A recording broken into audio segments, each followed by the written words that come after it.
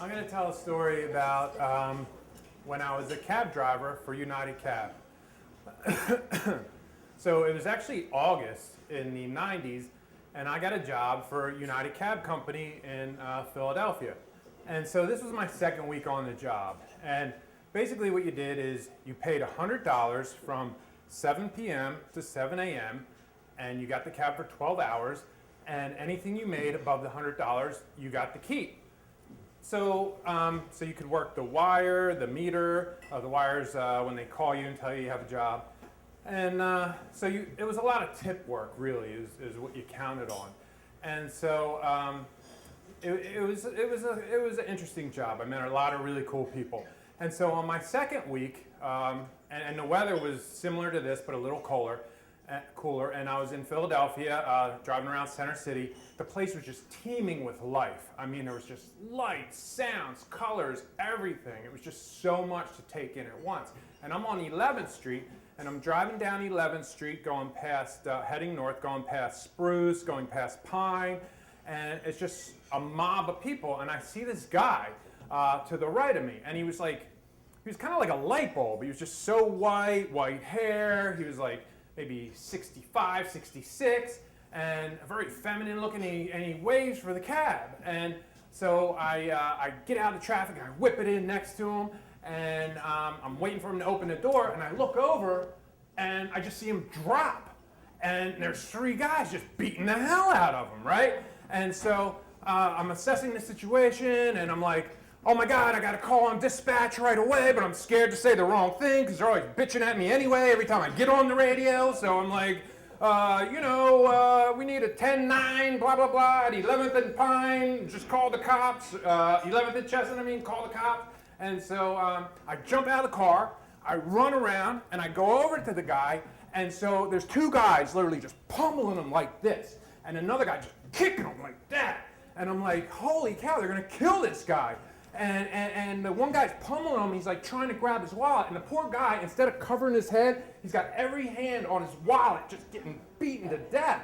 And so I run out there, and I was always active and stuff, so I assessed it quickly, and so I just nailed the kicking guy, because I know he was causing the most damage, right in the temple, and he dropped. And then I go to the other two guys, and they're like pummeling him, and one's trying to grab their wallet, so I just took their heads and bam, like a couple of coconuts, right?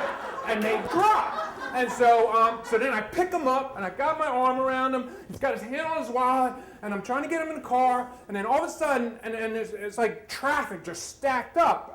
Not even watching the fight. That's just how it was.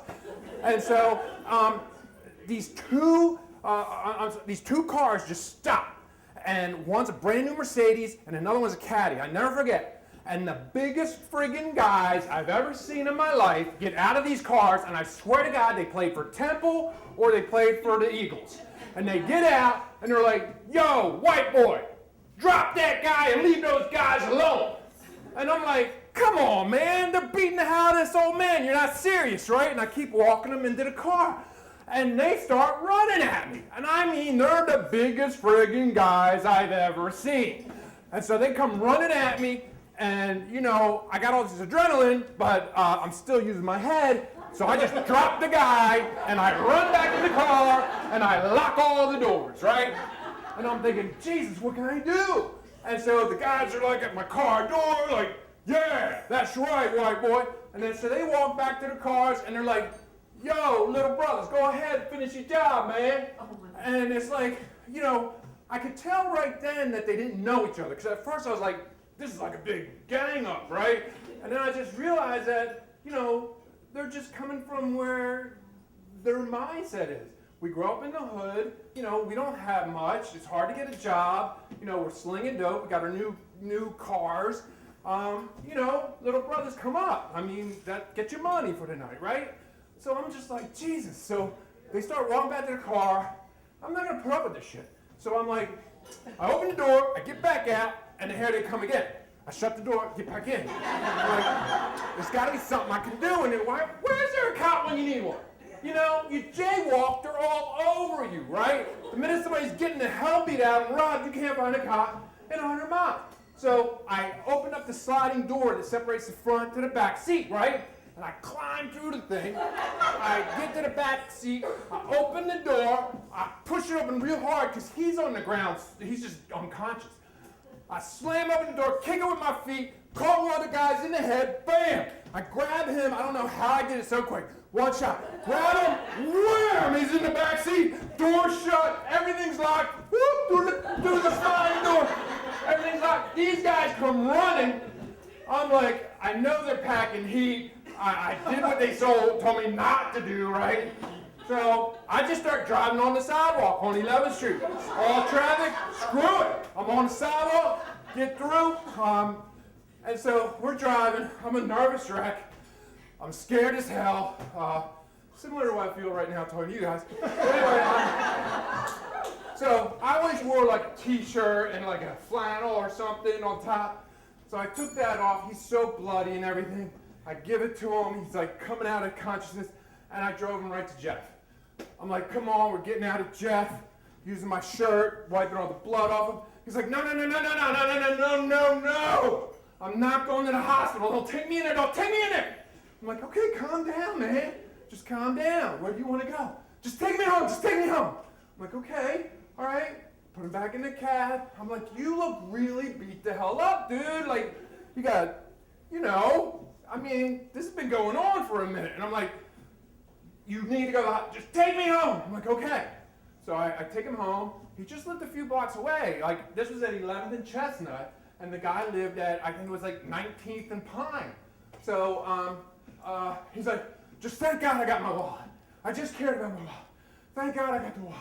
And I could tell he wanted his wallet because the way he was clinging onto it while they're beating him. Like when you're getting beaten, you're like that, right? But not him. He was just like, so anyway, I take him home. I'm thinking, Jesus, what kind of job am I in? The night before, I went to Revival and I picked up two beautiful women and they paid me $70 to make love in the back seat for an hour. And now I'm like, So anyway, I take him home. I walk him upstairs. He gives me my shirt back. It's just covered in blood and goo and snot. And so I'm like, okay. Yeah, so it turned out to be like $8. He gives me the $8. And I'm thinking like, I'm back to business mode, right? Waiting for a tip, right? Kind of saved your life, maybe, I don't know. So then he, oh yeah, and he goes in his pocket, his wallet, he opens it up, and he's still nervous about the wallet, and whips me out a $5, gives me the $5, and I'm like, okay, thanks, man. And that's my story.